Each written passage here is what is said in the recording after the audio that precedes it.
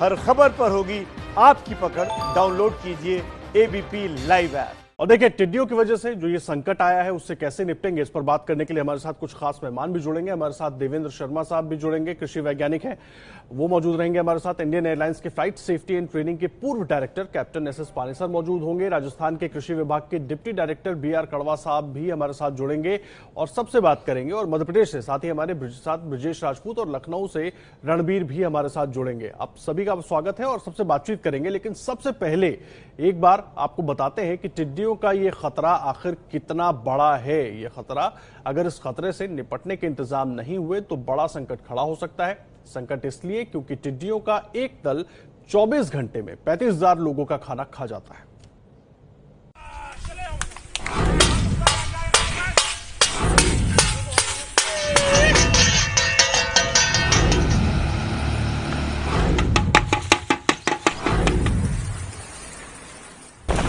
बीते 3 दशकों में टिड्डी दल का ये अब तक का सबसे बड़ा हमला है।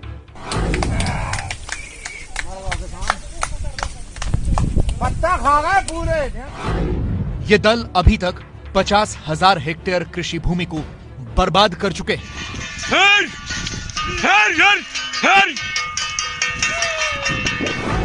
राजस्थान और मध्य प्रदेश में मौसमी फसलों को बड़ा नुकसान हुआ है। इससे कई किसान तबाह हो चुके हैं। लेकिन सवाल यह है कि भारत में अचानक से यह टिड्डी दल कहां से आ गया और इसी मौसम में क्यों आया। यह टिड्डी दल अफ्रीका से होते हुए अरब के रास्ते पाकिस्तान से भारत के राजस्थान में दाखिल हुआ है, जो फिर पंजाब, MP, गुजरात और यूपी तक पहुंच रहा है। ये रेगिस्तानी टिड्डे हैं जो पश्चिमी अफ्रीका और भारत के बीच के 1.6 करोड़ वर्ग किलोमीटर के क्षेत्र में रहते हैं। आमतौर पर टिड्डियां ऐसी जगहों पर पाई जाती हैं जहां साल भर में 200 मिलीमीटर से कम बारिश होती है। इसलिए ये पश्चिमी अफ्रीका, ईरान और एशियाई देशों में मिलते हैं। अंडे देने के लिए उन्हें खाली जमीन की जरूरत होती है, जो रेगिस्तान के अलावा और कहीं मिलनी मुश्किल है। और अब तो डराने वाली बात यह है कि राजस्थान के रेतीले रेगिस्तान में मध्य जून में दुनिया की सबसे बड़ी टिड्डी ब्रीडिंग होगी। इससे करीब 8,000 करोड़ टिड्डियां पैदा होंगी। ये टिड्डियां भले ही छोटी होती हों, लेकिन जब करोड़ों टिड्डियों का झुंड हमला करता है तो उसके रास्ते में आने वाली हर खाने लायक चीज वो खा जाता है। एक टिड्डी अपने वजन जितना खाती है। एक टिड्डी का वजन होता है 2 ग्राम और ये कम से कम 2 ग्राम खाना खाती है। अब अगर 90 लाख टिड्डियों ने हमला किया तो वो 9,000 किलो वजन का अन्न खा जाएंगी। और इस हिसाब से अगर 4 करोड़ टिड्डियों ने हमला किया तो वो 35,000 लोगों का खाना 24 घंटे में खा लेती है। टिड्डी, जो मादा टिड्डी होती है, वो सैकड़ों अंडे देती है। जहां भी बैठते हैं ये लोग, पूरा ग्रीन फसल, चाहे वो पेड़ है, चाहे वो जंगल में बैठे हैं, चाहे किसी क्रॉप पे बैठे हैं, उसको सफाचट कर जाते हैं।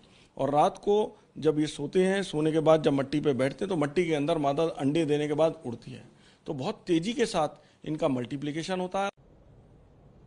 और देखिए, इस पर बात करने के लिए हमारे साथ सभी खास मेहमान जुड़े हुए हैं। देवेंद्र शर्मा साहब कृषि विशेषज्ञ हमारे साथ मौजूद हैं। इंडियन एयरलाइंस के फ्लाइट सेफ्टी और ट्रेनिंग के पूर्व डायरेक्टर कैप्टन एस पानेसर साहब हमारे साथ मौजूद हैं और राजस्थान के कृषि विभाग के डिप्टी डायरेक्टर BR कड़वा साहब भी मौजूद हैं। और भोपाल से ब्रजेश राजपूत और लखनऊ से रणबीर भी हमारे साथ जुड़े हुए हैं। मैं सबसे पहले इस चर्चा की शुरुआत देवेंद्र जी आपसे करना चाहूंगा। मुझे एक बात बताइए, जिस तरह का ये संकट आ गया है, अब एक तरफ तो हम तमाम परेशानियों से जूझ रहे हैं, अब ये संकट कितना बड़ा हो गया और जो उपाय हम कर रहे हैं वो काफी है या उसको और बढ़ाना होगा और युद्ध स्तर पर बढ़ाना होगा? जैसा कि आपकी रिपोर्ट में पहले दिखाया गया है कि टिड्डियों से कितना बड़ा खतरा है देश को, और ये खतरा हम सबको जानना बहुत जरूरी है। और जैसा कि आपने कहा कि ये टिड्डियां जो हैं ये अक्सर जुलाई के मौसम में, जुलाई मतलब मानसून के मौसम में ज़्यादा सक्रिय होती हैं, लेकिन इस बार मई और जून के पीरियड में हम देख रहे हैं कि बहुत एक्टिव हो गई हैं। मई में तो देखा ही हमने, अप्रैल में ये पहली इनकी स्पॉटिंग की गई थी और उसके बाद हम देख रहे हैं किस तरीके से इनका प्रकोप जो है वो बढ़ता जा रहा है। 16 स्टेट्स में अभी अलर्ट जारी है और इससे इंडिकेशन मिलता है कि कितना आउटरीच जो है इनका, कितना डीपर ये देश में जा चुकी हैं।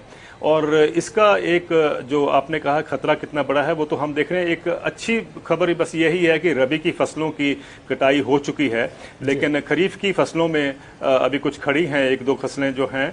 और दूसरा ये है कि अभी सोइंग शुरू होने वाली है, आप जानते हैं कि पैडी की सोइंग शुरू हो जाएगी, तो ये खतरा तो हमारे ऊपर है ही है। और तीसरी बात यह है कि जब ये टिड्डियां जहां जहां अभी जा रही हैं, जब वापस अंडे देती हैं तो ये अक्सर सेमी एरिड एरियाज में ही आके अंडे देती हैं।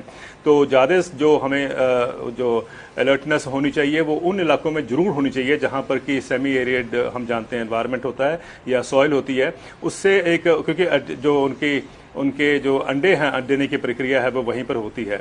अभी जो ये जा रही हैं ये वापस आएंगी या मारी जाएंगी, जो भी है देखना है। लेकिन जो एक बात समझ में हमें आनी चाहिए वो ये है कि तकरीबन 3-4-5 महीने से हम देख रहे हैं कि भाई एफएओ ने अलर्ट जारी किया है, एलडब्ल्यूओ जो भारत का है उसने अलर्ट जारी किए हैं, और ये अलर्ट जारी करने के बावजूद भी अगर हम उसको वहां पर कंट्रोल नहीं कर पाए हैं तो कहीं ना कहीं गैप तो नजर आता है। बिल्कुल ठीक कह रहे हैं आप, कहीं ना कहीं गैप तो नजर आ रहा है। इस पर बात करेंगे देवेंद्र शर्मा साहब। मैं आऊंगा आपके पास फिर, और तमाम खास मेहमान भी हमारे साथ जुड़े हुए हैं। जिस तरह से देवेंद्र शर्मा साहब ने सवाल खड़ा किया कि पहले अलर्ट था उसके बाद भी ये गैप जो नजर आ रहा है, ये गैप क्यों हुआ, इसकी वजह से कितना नुकसान होगा, कैसे इसको भर सकते हैं, इस तमाम चीजों पर बात करेंगे। लेकिन सबसे पहले आपको बताते हैं कि टिड्डियों का ये जो खतरा है ये कितना बड़ा है, और अगर इस खतरे से निपटने के इंतजाम नहीं हुए तो बड़ा संकट खड़ा हो सकता है। संकट इसलिए क्योंकि टिड्डियों का एक दल 24 घंटे में 35,000 लोगों का खाना खा जाता है।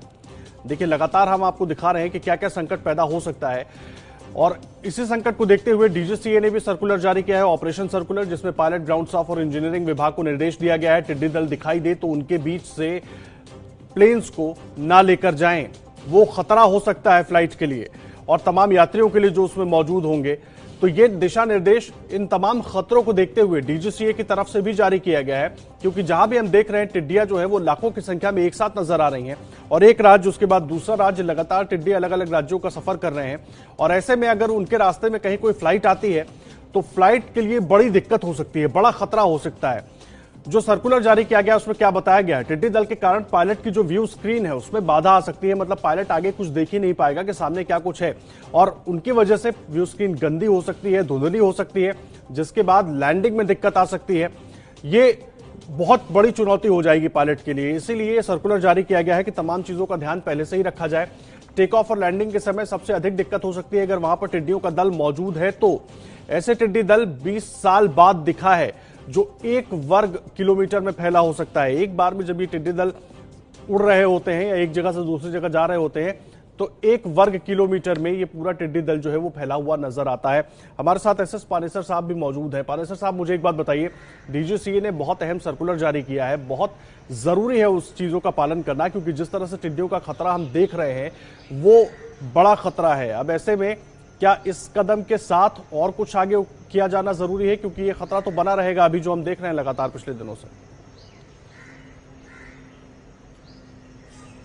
ये आपने बिल्कुल ठीक कहा, टिड्डी दल का काफी खतरा होता है। मैं जब फ्लाई करता था लेट 80s में भी एक दफा टिड्डी दल आया था, लेकिन उस वक्त, अभी तो मेरे को पता नहीं, गवर्नमेंट ऑफ इंडिया की एक डिपार्टमेंट है नोन एज प्लांट प्रोटेक्शन, उनके पास 2-3 सिंगल इंजन जहाज होते थे जिससे वो जाके दवाई छिड़कते थे।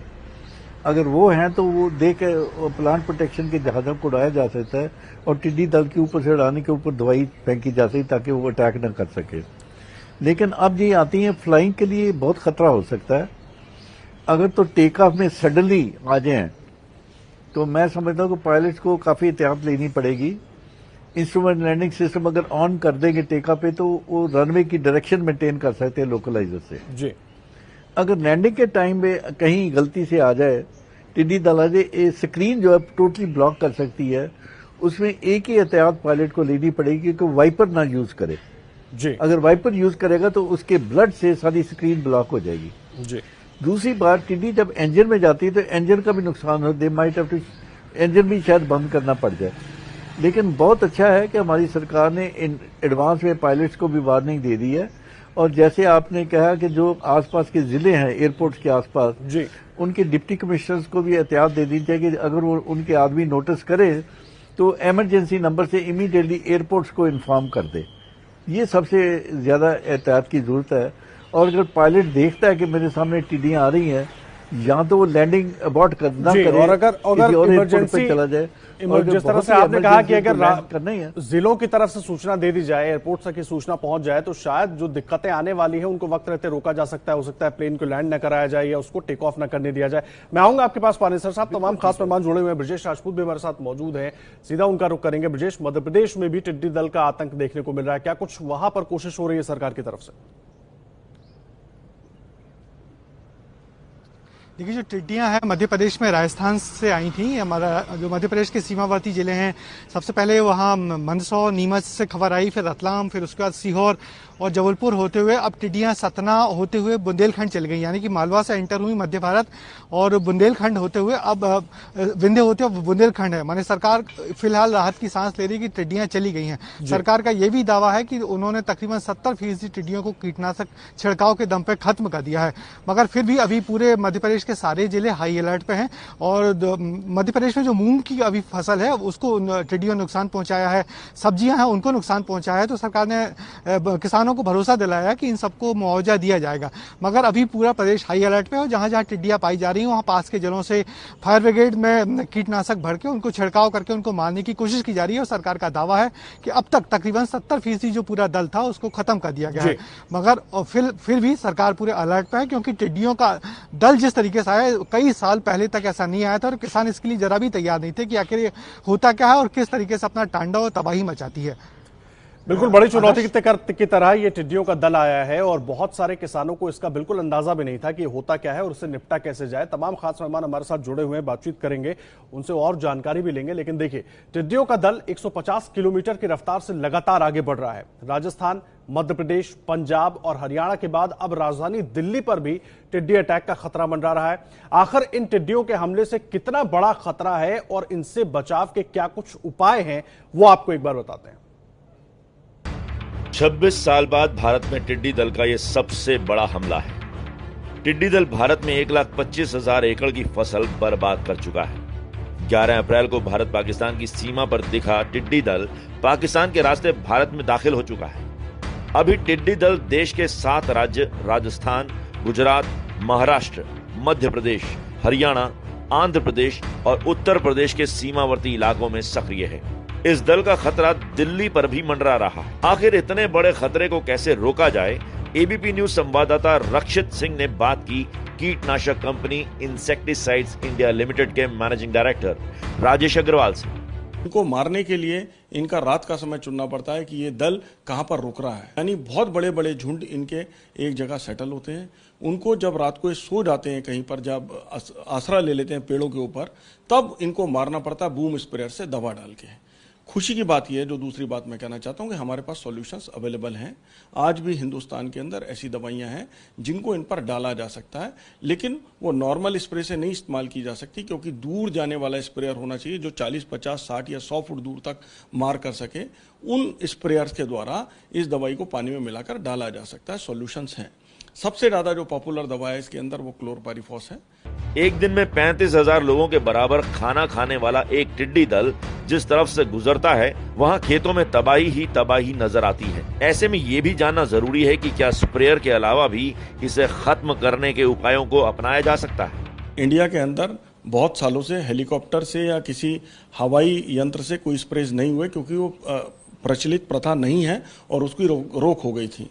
ड्रोन चलाने की भी इंडिया के अंदर बहुत रिस्ट्रिक्टेड परमिशन है, तो अभी कुछ ड्रोन से भी कोई पॉपुलर प्रचलन नहीं है। लेकिन मैं न्यूज़ देख रहा हूं तो मैं देख रहा हूं कि इस टाइप की बात कुछ गवर्नमेंट्स कर रही हैं, तो किस तरीके से इनकी परमिशन होगी और कैसे अलाउ होंगे, ये इंडिया के लिए एक नया कॉन्सेप्ट होगा। पिछले साल टिड्डियों के इस दल को राजस्थान और गुजरात की सीमा पर ही रोक दिया गया था। तब ये फसलों को ज्यादा नुकसान नहीं पहुंचा सके थे, लेकिन इस बार ये भारत के कई राज्यों में दाखिल हो गए हैं, जिससे चिंता और बढ़ गई है। देखिए, टिड्डी दल का खतरा जो है वो देश की राजधानी दिल्ली पर भी बरकरार है। उस पर जानकारी लेंगे, अंकित गुप्ता हमारे साथ जुड़े हुए हैं और लखनऊ भी आपको लेकर चलेंगे, क्योंकि यूपी के जो सीमावर्ती इलाके हैं वहां पर भी टिड्डी दल का खतरा बरकरार है और उस पर जानकारी देने के लिए हमारे साथ रणवीर जुड़े हुए हैं। लेकिन इस वक्त रुख करते हैं बीआर कड़वा साहब का। राजस्थान कृषि विभाग के डिप्टी डायरेक्टर हैं आप। कड़वा साहब, मुझे एक बात बताइए, मई के शुरुआती दौर में सबसे पहले राजस्थान में ये टिड्डी दल देखा गया, उसके बाद अलग अलग जगहों पर मूव करता हुआ अब आगे बढ़ रहा है, तो क्या मानकर चले राजस्थान में ये खत्म हो चुका है खतरा या अभी बरकरार है, और काबू कैसे करने की कोशिश की की जाए ताकि इसको रोका जा सके?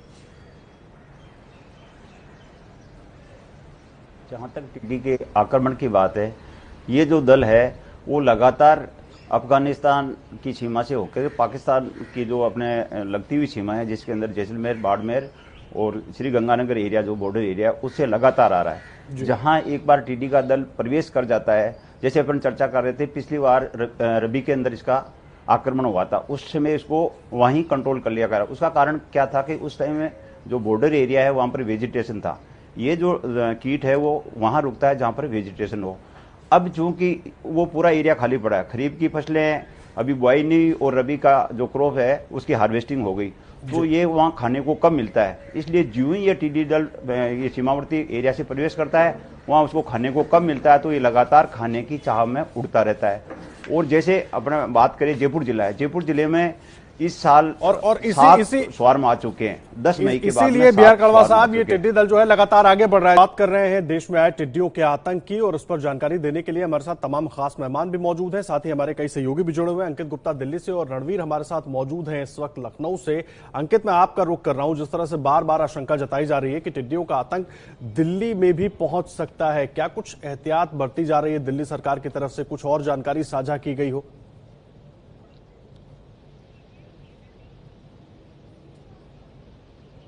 आदर्श, फिलहाल इस वक्त के लिए एक अपडेट है। अभी तक की जो जानकारी है, तो जो दिल्ली में टिड्डियों का दल के आने की आशंका थी वो फिलहाल काफी हद तक कम हो गई है। उसकी वजह क्या है? जैसी हमारी जानकारों से बात हुई है, उसकी वजह है हवा का बदला हुआ रुख। अब जो हवा का रुख है वो पूर्वी दिशा से हवाएं चल रही हैं, और इस वजह से जो टिड्डियों का दल का जो रुख था वो दिल्ली ना होता हुआ बाकी जो है आगे बढ़ चुका है, और इस वजह से अब ये आशंका दिल्ली में आने की कम है। हालांकि एहतियात अभी भी पूरी बरती जा रही है। 2 दिन पहले ही दिल्ली सरकार ने एहतियातन जो है हॉर्टिकल्चर डिपार्टमेंट और जो एग्रीकल्चर डिपार्टमेंट है उनके अधिकारियों को निर्देश दिया है कि लोगों को जागरूक करें। और दूसरी महत्वपूर्ण चीज, आदर्श मैं 10 सेकंड और लेना चाहूंगा कि ये भी कहा गया है कि क्योंकि टिड्डियों का दल रात में आराम करता है, लिहाजा कोशिश ये की जाए कि रात में उनको रुकने ना दिया जाए, और इसी पर जो है पूरी कोशिश की जा रही है। जी, और इसीलिए दवाओं का छिड़काव जो किया जाए, जो एक्सपर्ट्स बता रहे हैं, वो भी रात के वक्त किया जाए ताकि वो जहां पर भी हो वहीं उनको मारा जा सके या खत्म किया जा सके। रणवीर, मैं आपका रुख कर रहा हूं। रणवीर लगातार लखनऊ से हमारे साथ जुड़े हुए हैं। उत्तर प्रदेश के जो सीमावर्ती इलाके हैं ना, वहां बड़ा खतरा है टिड्डियों का, और इधर लगातार मूव कर रहा है। क्या कुछ उत्तर प्रदेश सरकार की तरफ से कदम उठाए गए हैं, खासकर के कृषि विभाग की तरफ से, ताकि किसानों को जागरूक भी किया जाए और खतरे से निपटा भी जाए? देखिए, पहले राजस्थान की तरफ से पहला अलर्ट आगरा में था, लेकिन हवा का रुख बदला तो टिड्डियों का ये जो झुंड है ये झांसी की तरफ पहुंच गया। उसके बाद मध्य प्रदेश में दाखिल होके अभी जो लेटेस्ट इनका लोकेशन है वो ललितपुर के आसपास माना जा रहा है कि अटैक कर सकते हैं। और ऐसे में यूपी सरकार ने एक एडवाइजरी जारी की है, जिसमें कि सीमावर्ती जिलों के जितने अधिकारी हैं उन अधिकारियों को कहा गया है कि सुरक्षा के उपाय करें, चाहे वो ट्रैक्टर माउंटेड स्प्रेयर्स हो या पावर स्प्रेयर्स, उनको तैयार रखने को कहा गया है। इनफैक्ट फायर टेंडर्स जो हैं उनका भी इस्तेमाल करने के लिए सरकार ने कहा है। और कुछ ऐसे केमिकल्स हैं जैसे मेलाथियन है, फ्लोरोपायरीफास है, या लेमडासाई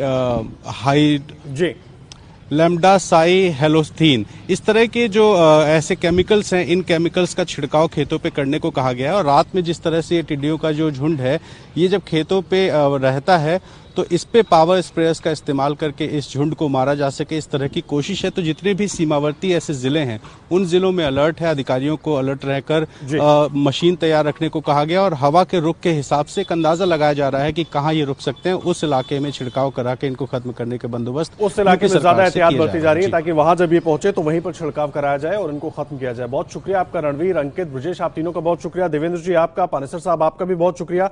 बिहार कड़वा साहब आपका भी बहुत धन्यवाद पूरी जानकारी हमारे दर्शकों तक पहुंचाने के लिए।